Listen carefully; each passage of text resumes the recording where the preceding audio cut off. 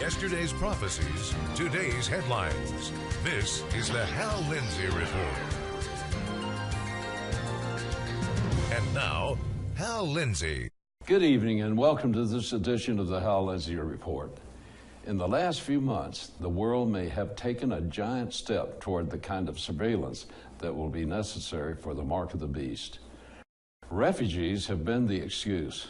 Forbes magazine reported that the United Nations High Commissioner for Refugees, UNHCR, has made the decision to use biometrics to track refugees displaced by war.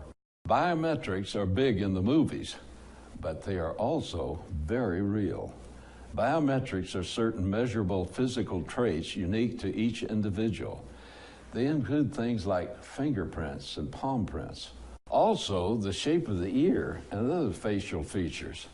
Biometrics include the configuration of the iris and the eyeball. Also, 3D modeling of the blood vessels in the hands and fingers. With today's computers, each of these identifiers can be used with great accuracy. Some of them can be utilized in almost real time. Stephen Corliss is the Program and Management Support Director of the United Nations Refugee Agency. He explained that refugees depend on physical papers to prove their identification and give background information. But they leave home in such a hurry that they often leave their papers behind. Or they lose their papers along the way, and officials at various checkpoints simply take their papers, then never return them to the refugee.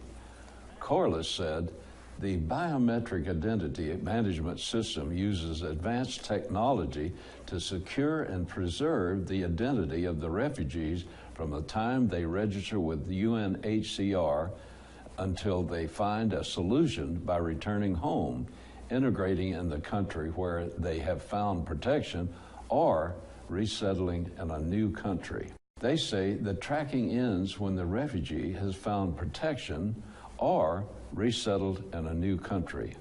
But don't you believe it? A complete personal profile takes only a small amount of computer memory.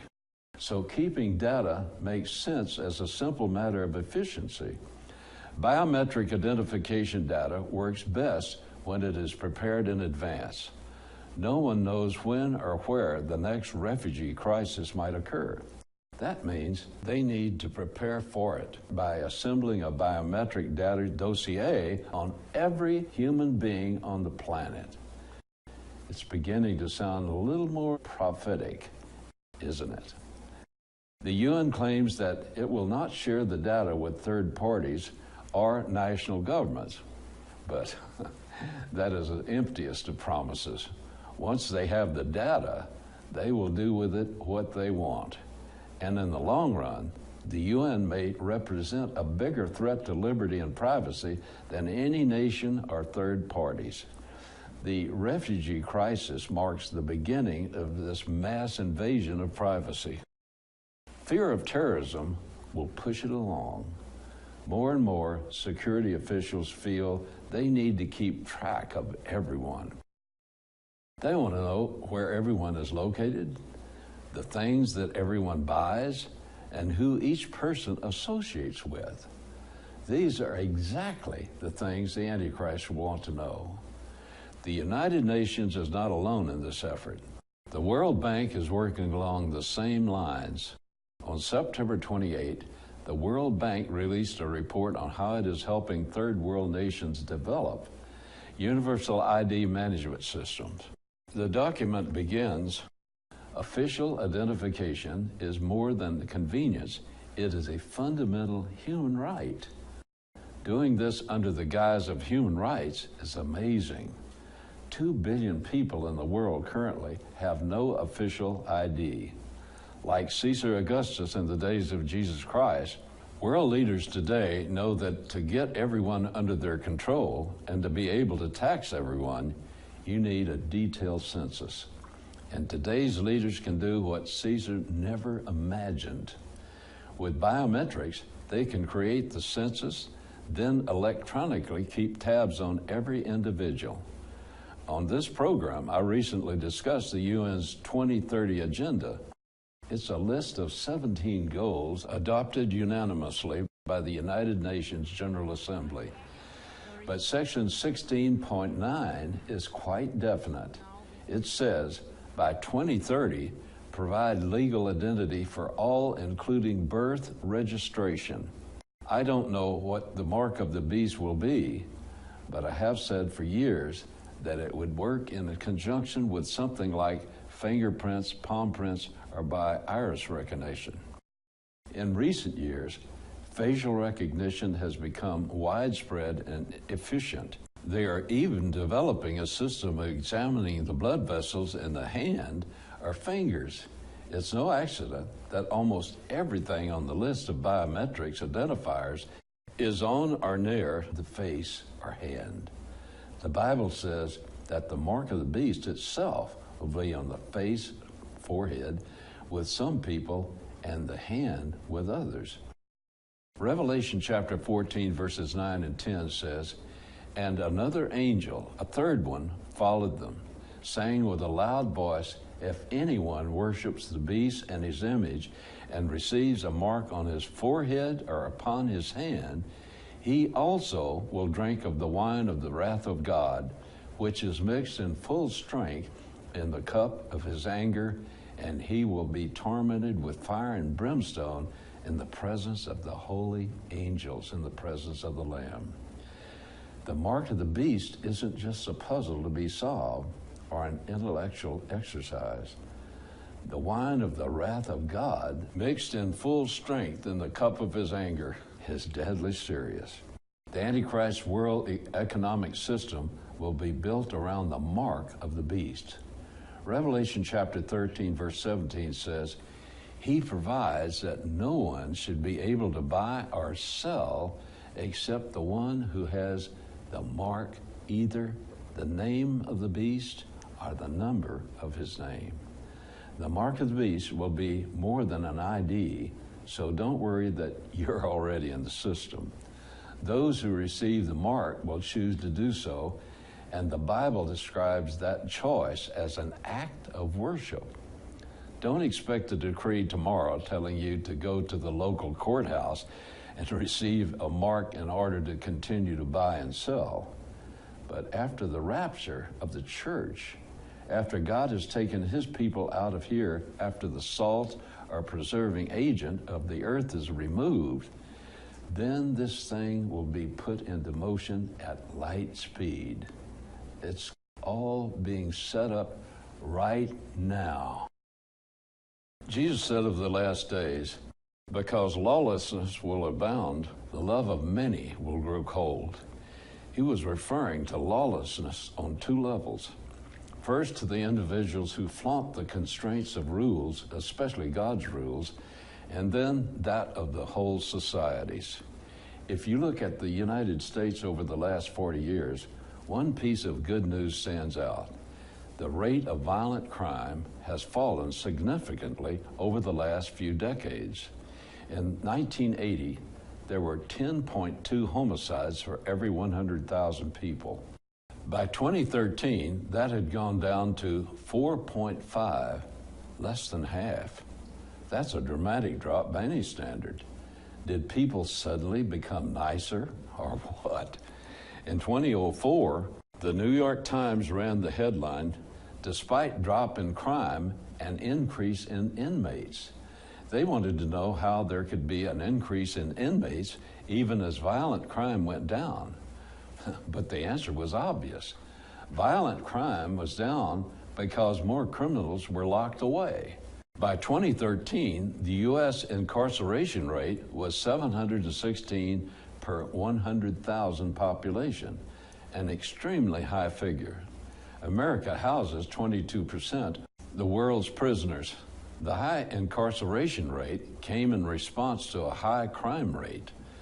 Some proponents of weakening the drug laws blame the large prison population on marijuana laws. They've given the public the idea that most of the people locked up were caught by having a small amount of marijuana. That's not true. According to statistics readily available from U.S. Justice Department, Most of the people in the U.S. prisons are there because they were convicted of violent crimes, primarily murder, manslaughter, aggravated assault, robbery, and rape. Most are not there because of any kind of drug offense. Over the last few years, the United States has been actively trying to lower the prison population. At this very moment, the federal government is in the midst of its largest ever prisoner release, 6,000 inmates released over just a few days. The federal government and most states have been systematically reducing prison populations all over the country. The results were predictable. As prison populations have been going down, violent crime has been climbing back up. Just this year, the murder rate in Milwaukee has risen 76%. In St. Louis, it's up 60%. In Baltimore, 56%. In Washington, D.C., 44%. It's the same story in many big cities. Lawlessness decreased when the lawless were locked up, but lawlessness in 2015 is headed back up with a vengeance. In the effort to reduce the prison population, the U.S. is doing something else that promotes yet another kind of lawlessness. The Justice Department has chosen not to prosecute certain crimes. Believe it or not, selling marijuana is illegal in every state of the Union, period. I know what you're thinking, but what about Colorado? What about other states where the drug has been declared legal for recreational purposes? Alaska, Oregon, and Washington. What about the 23 states where so-called medical marijuana is legal? The Federal Controlled Substance Act makes selling marijuana illegal in the entire United States. In 2013, the DOJ sent a memo to all federal prosecutors with the subject line, Guidance Regarding Marijuana Enforcement. The memo says, Congress has determined that marijuana is a dangerous drug and that the illegal distribution and sale of marijuana is a serious crime. The Department of Justice is committed to enforcing the Controlled Substance Act consistent with these determinations. But then the DOJ talks about using limited investigative and prosecutorial resources to address the most significant threats. It then lists those threats, but never mentions the sale of marijuana. In essence, the Department of Justice is telling us prosecutors that selling marijuana is against the law, but don't enforce that law. The Constitution mandates that the President takes care that the laws be faithfully executed. In the area of criminal law, a president does that through his Department of Justice. But the current president refused to prosecute those laws that he and his political constituents don't like. In the long run, that's even worse than the rising murder rate. When those charged with keeping the law choose to ignore the parts that they don't like, that is lawlessness on the institutional level. Prosecutors and police have always had some discretion in the enforcement of certain laws. Perhaps a policeman pulls you over for speeding. You give a reasonable explanation for why you're speeding, and he decides to let you off with a warning. It's important for law enforcement to have a degree of latitude because they face situations the law did not anticipate. But what if a mayor instructed an entire police force to stop enforcing laws against certain crimes because the mayor happened to dislike the politics of those laws? Or what happens if the mayor says to the police that they are not allowed to give tickets to his friends? What if a president does that? Last week, House Oversight Committee Chairman Jason Chaffetz submitted a resolution to impeach IRS Commissioner John Koskinen. The new impeachment resolution says Commissioner Koskinen violated the public trust. He failed to comply with a congressional-issued subpoena. Documents were destroyed on his watch, and the public was consistently misled. On March 4th, 2014, Internal Revenue Service employees in Martinsburg, West Virginia, magnetically erased 422 backup tapes, destroying as many as 24,000 of Lois Lerner's emails responsive to the subpoena. The allegations go on for 60 pages. Even if the House votes to impeach, it's difficult to imagine the Senate voting to convict the commissioner. When a society gives such extraordinary power to an agency or individual, it must also demand extraordinary accountability. When the IRS seems to have exploited its power for political purposes, the fact must never be pushed under the rug. They must see the light of day. The nation has been in an uproar recently about a deputy serving as high school resource officer in South Carolina. A girl was disrupting class while on her cell phone. Her teacher asked her to put the phone away. She refused. A school administrator was brought in to help. Still, the girl refused to put away her phone or to leave the classroom. Not knowing what else to do, the educators called in Police Deputy Ben Fields, who was assigned to that school. It became his job to get her to the principal's office. She refused to get up. So what was he supposed to do? If she would not move, his only choice was to physically put his hands on her and make her move. She hung onto the chair. She struck him. The chair fell over backwards in the struggle. She kept hanging on to the chair, and finally, he extracted her and slid her across the room. There was no body slam, as some in the media have claimed. Watch the video. But Deputy Fields has been fired. The student is unharmed. In its outrage over the deputy's actions, America has missed a really important question. What is going on with our young people? Why did they think they can get away with refusing lawful orders from police officers?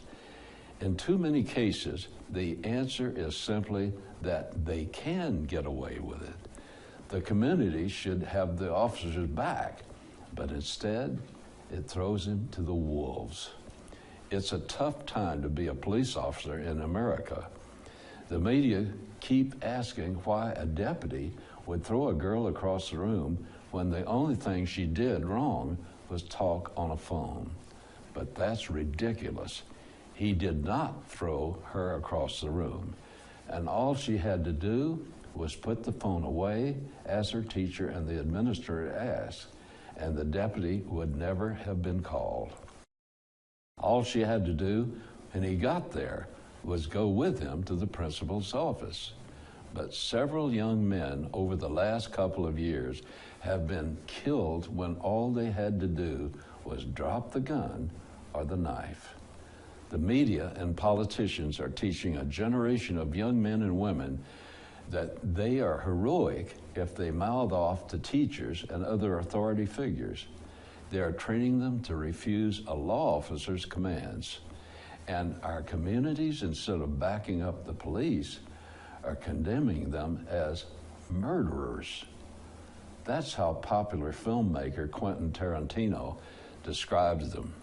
Our land is increasingly one of lawlessness, and as long as the police are considered the enemy, it will only get worse. But we should not be surprised. These are the last days. Jesus told us long ago that in the last days, lawlessness will abound. In this period of lawlessness, we need a special kind of faith, a faith that will endure and set us apart for the Lord's coming. In Hebrews chapter 11, verses 24 through 26, I'm going to read a kind of faith that we need to improvise and come with. By faith, Moses, when he had grown up, and that word grown up can mean become great also. And I'm going to read it that way. By faith, Moses, when he had grown up, refused to be called the son of Pharaoh's daughter, choosing rather to endure ill treatment of the people of God than to enjoy the passing pleasures of sin, considering the reproach of Christ greater riches than the treasures of Egypt, for he was looking to the reward. It's very important to follow the grammar of this passage because it's key to understanding it. The action of the main verb comes after the action of the participles. There are two participles that are prominent here: choosing and considering. And it must come before he refused to be called the son of Pharaoh's daughter, which is the main verb. You see, Moses had become great. He was at the pinnacle of his power. He had built a city. He had went to war with the Ethiopians that they didn't invade Egypt for a decade, and for several decades. And he was known as a man of war, a man of politics, a man that could speak well, and he was known as a master at building buildings. And he was excellent. He had the whole world at his fingertips, because in that time, Egypt was worthy of the world's power. They had all kinds of things for people to enjoy themselves with. And Moses was at that pinnacle where he could have had anything. He was like a god. He could walk by and people would cry his name, Moses, Moses. He was truly like a god. And yet, we read in these verses the key to Moses' faith. He chose rather to endure ill treatment with the people of God than to enjoy the passing pleasures of sin. Now, he chose to do that. That was before he turned down being the son of Pharaoh's daughter. And considering, this is a word that means carefully considering things, thinking it over and carefully considering whether it's worthwhile. He considered the reproach of Christ, the Messiah, greater riches than the treasures of Egypt. And no nation had treasures like Egypt did. But he chose to follow Christ, and he chose the riches that were to come rather than the treasures of Egypt. He could have rationalized around and said, oh, well, I can still, from my pinnacle, do good for Israel, and I can still, in that place, abandon my time with other things and be Israel's guide. But no, he didn't rationalize it. He chose to have the reproach of Christ and consider greater riches than the riches of Egypt, which were enormous. Now, that's the kind of faith that God wants us to have.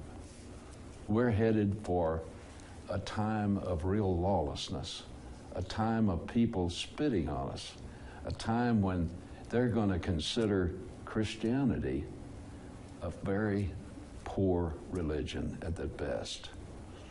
We need to believe in the treasures of Christ to come. We need to believe in the simplicity of believing in Jesus Christ and having a makeup that is ready to choose Christ at any moment that we have to. I pray that you will have a faith like that, and that you will choose to receive all of the things that the Bible tells us, and to endure the things that we have to to enjoy them, but they will certainly come. God help you in having your best faith in view at this time when faith is absolutely necessary.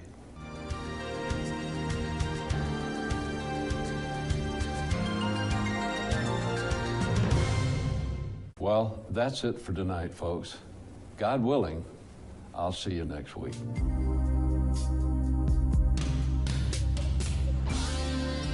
You've been watching the Hal Lindsey Report. To support this program, send your tax-deductible gift to Hal Lindsey Media Ministries, P.O. Box 470470, Tulsa, Oklahoma 74147. You can also support this ministry online. Visit hallindsey.com or call 1-888-RAPTURE.